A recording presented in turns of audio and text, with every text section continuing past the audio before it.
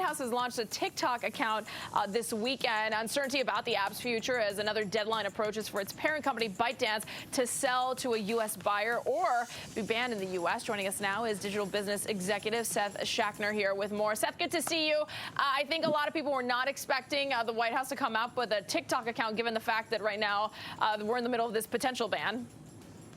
Yeah, good to be here, Marina. You know, I think President Trump has actually been reasonably clear about TikTok over the past few months. He's kind of intimated that he likes it, wants to see it stick around, you know, and the thing has been kicking around with these extensions on the law that Congress passed for a couple of different revs now. So it seems pretty clear to me that it's probably going to stick around and, you know, it's not going away. And I think the real question is going to be if there's going to be like a new U.S. ownership group that comes together around it. But yeah, that's my thinking. And I also think that, you know, the user experience kind of needs to stay the same is the biggest thing, because I don't think you want to ruin it in many respects for the young people that are using it and have embraced it so much. Well, yeah, I mean, I think we can all glean that, right? I mean, it's almost like a wink from the White House saying, like, it's not going anywhere. That deadline is September 17th, so it's around the corner. But also, to your point, the crux of this is having American ownership. And if there is no American owner that ByteDance sells to,